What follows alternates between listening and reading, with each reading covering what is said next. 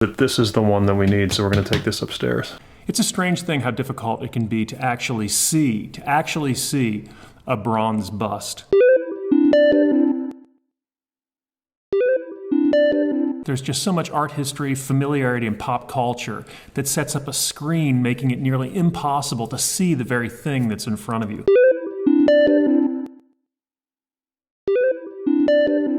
We're down in the vault, the secret disorganized spot where I keep a whole host of interesting stuff.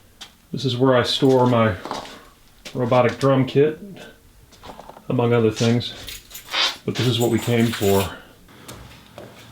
This shit is heavy. This thing is so heavy.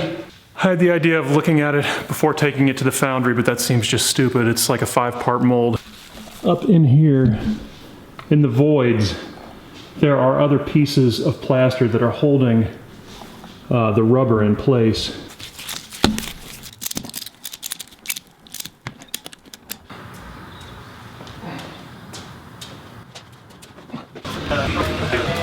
Polishing here. It's good to see you. Good to see you. It's pretty heavy. It's in the back of the truck. Okay, you got the mold, right? Yep, the mold. Okay. How about you said it's heavy? I mean, you and I could get it. Okay, because I could get a cart out there.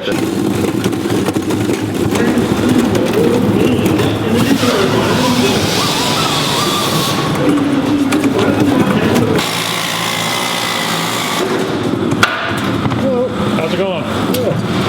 You've been here before, haven't you? Yeah, I have. Yeah. How you doing? I'm doing good. How are you? Yeah, Long time no see you, man. That's the alien? Yeah. Yeah. That's the alien. Yeah. I hope it's the right one. After you.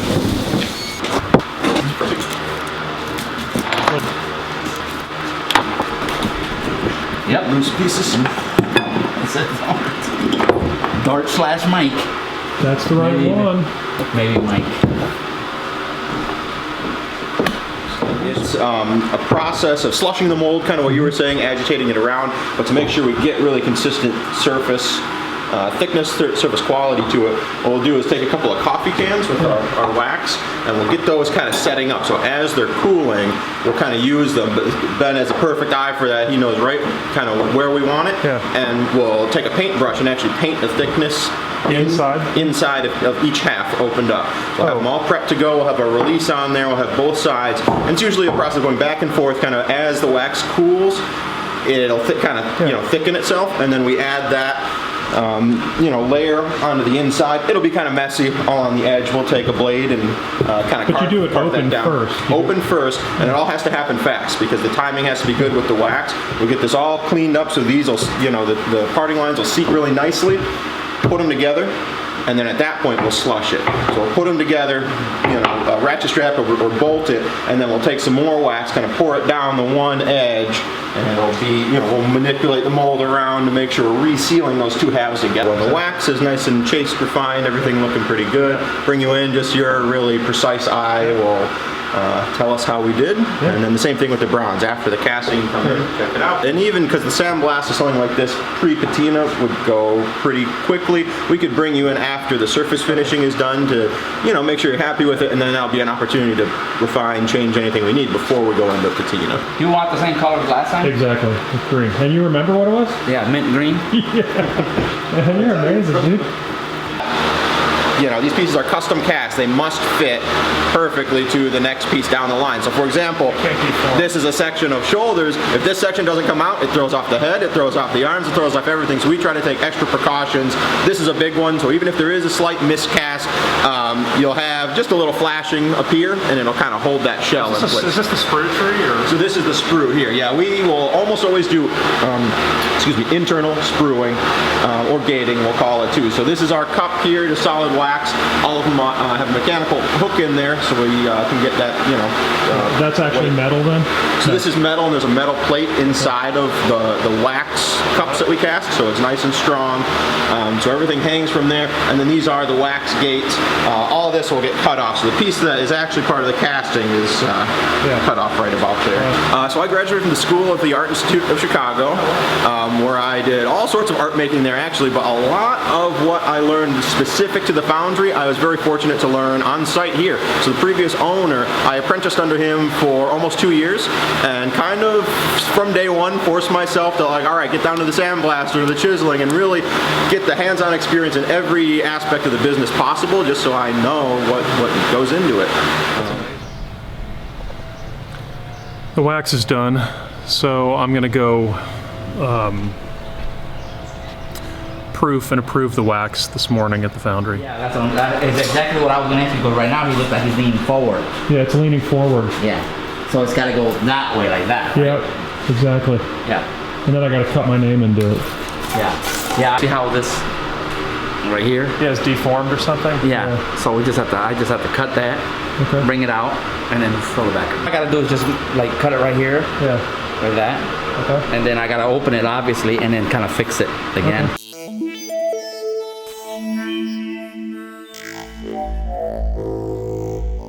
I know that it's supposed to be.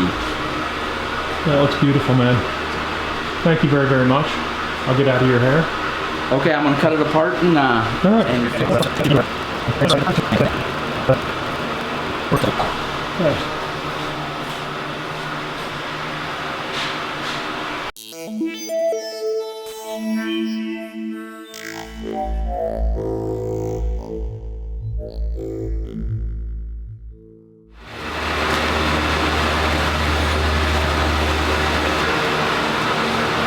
Be careful, he's going to be going kind of back. Yeah, I got you. I pointed it wrong.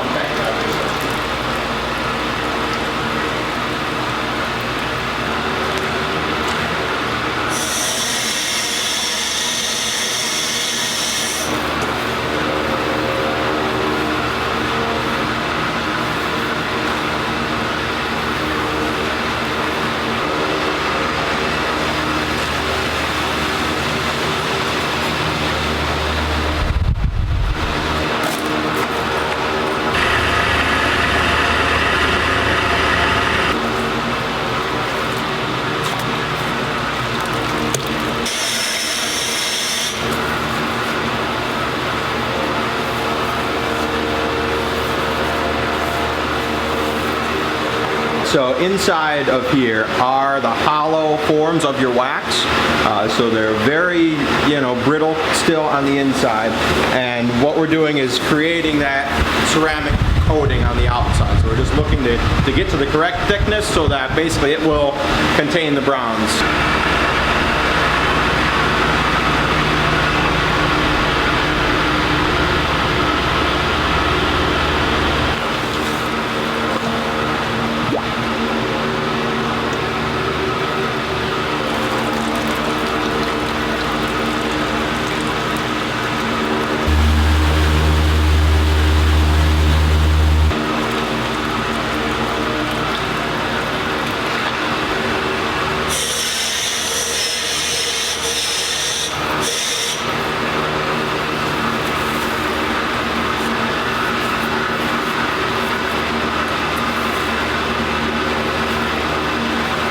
When we get to that desired thickness we're going for, we'll actually manually cut off that cap and then burn out all the wax, and then that will be that hollow form. And this is kind of what we aim for with the liquid bronze. And these pieces are all wax, right? Correct. Those are gates, so those are solid wax that kind of hold the shape, and that will be where the bronze flows into the piece itself. And they're separated. That helps us control the surface quality, porosity, any of those kind of miscast issues, and that'll all be removed, sanded back down, restored back to the original.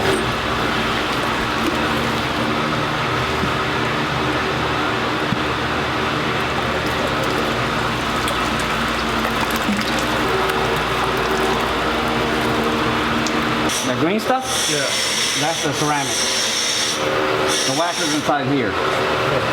The ceramics are going to make a mold. We're making a mold right now. Okay. We're making a negative in order to pour a positive. As far as the air, it'll get even hotter when we open up. So here's what it is. So right now we got your shells. They're firing to about 1600 degrees. Refiring those shells again. So we have a hot shell with hot bronze being poured into it. We have our 200-pound crucible. That is right about to 2100 degrees, right where we want it. and everything's going to happen pretty quick. So once everything gets shut down, it kind of gets quiet in here, and we'll be transferring your shells, getting everything hooked up to the yoke, and everything will happen right here. Cool. Great outfit. Hey, thanks, man. Been through a few battles.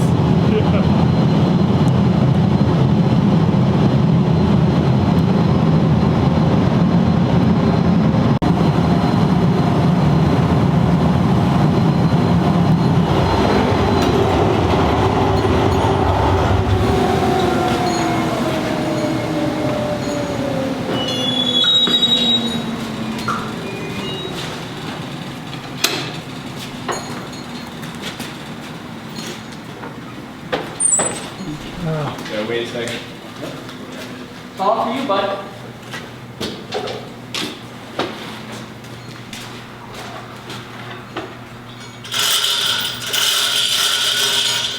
That's pretty hot.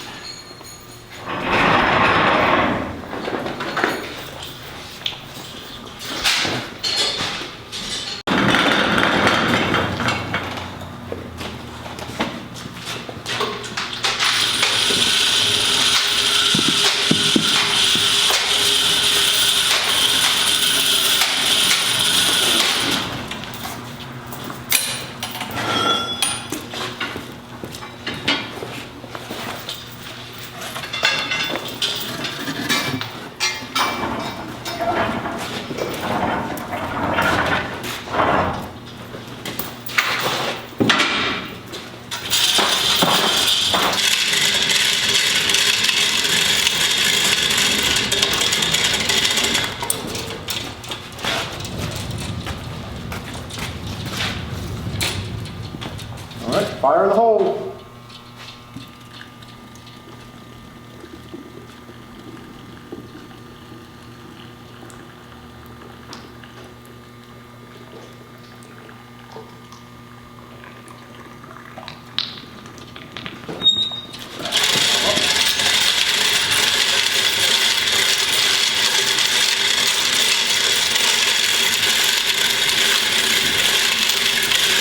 Good, here we go.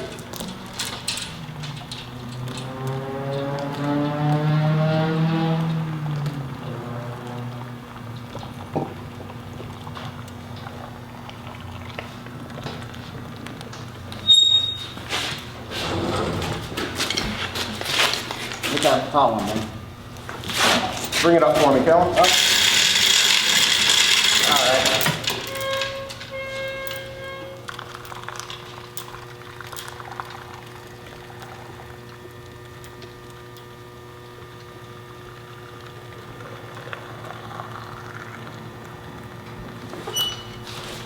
Bring it down.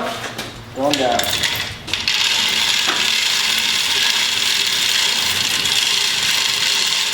That's it. Here we go.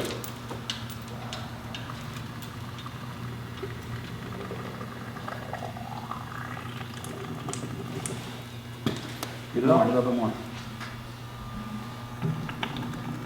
Okay. Just go on. So the waxes themselves, if you go up and start looking, there's sort of an inner shell and outer shell. So even though they're sort of cast as if they were a solid piece, there's again sort of an inside and outside shell, so that when it's all sort of comes apart, it'll still be that hollow form. Does that make sense? Yeah. So that would be something like this, again, where it has an inner and outer, as opposed to this. We added this on. These are 4 Golf Awards, and these are cast solid.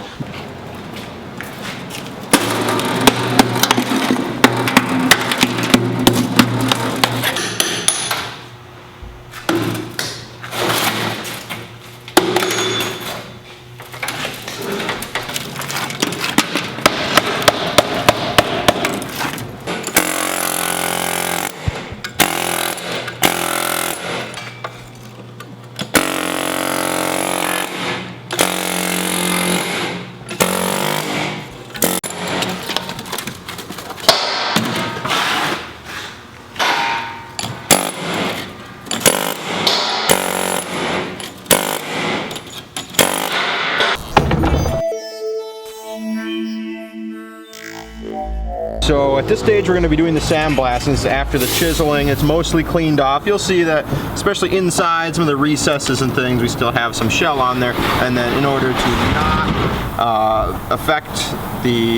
negatively affect the surface quality, now we're going to sandblast. So it'll be a process of kind of keeping the blaster moving, staying back, and while still getting it in and kind of removing all this shell. You'll see that it'll go back to more of that bronze color that you'll expect, more of the yellow metal, and it'll go relatively quickly.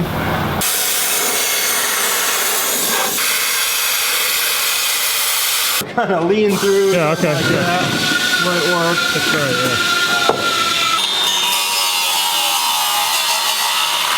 You'll see that he's almost there.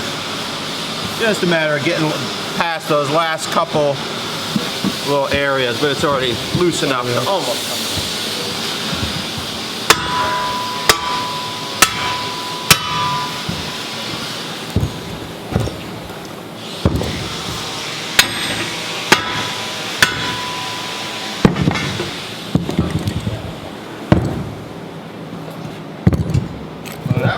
Sandblasted and melted back down. We'll reuse that bronze, and then these last little studs that might interfere a little bit with the attaching, these will get ground back down so they just won't interfere at all.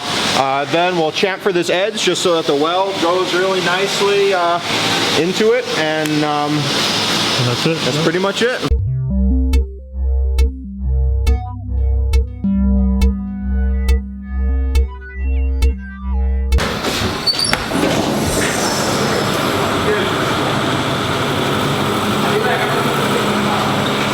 At this point, welding, finishing, everything is nearly complete.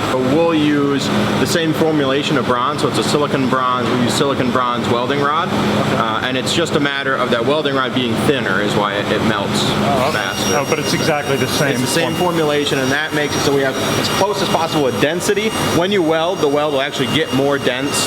Can't really do much about that, but by having the same formulation, it'll be as close as possible in that density, so that when we heat it up and do the patina and everything, it'll take uniformly.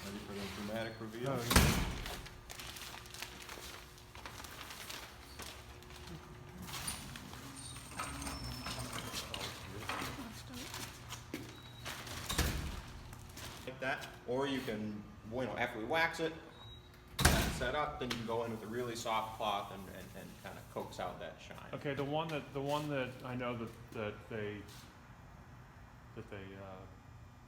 were attracted to. It gets super dark, and you just gotta be. It's part of the process. It'll as the wax kind of sets and dries, it'll all kind of return. It'll be I'd say about a half step down, a little bit darker. So when we wax it, it has to be waxed cold. Otherwise, you'll get really more of the Italian marble, that really dark green with a little bit of texture. So if you wax it cold like this, it'll get really dark. It gets super dark, and you just gotta be. It's part of the process. It'll as the wax kind of sets and dries, it'll all kind of return. It'll be I'd say about a half step down, a little bit darker in the final. And you were saying that it is possible to add a little bit to it? So at this point, it's got that little bit of texture to it, and that's basically the process. Is you start, it gets very textured to begin with. You kind of build up that layer, just keep building, keep doing passes until we get more and more opaque. So the advantage of this is, it's got that kind of handmade look. It doesn't look painted, anything like that. It's got the right amount of texture to kind of make it look like, it is a traditional patina, which you really want that to show through. And the coverage is good, I think. I'm very happy with it. In fact, let's I think a human carve out. Your fruit? Yeah,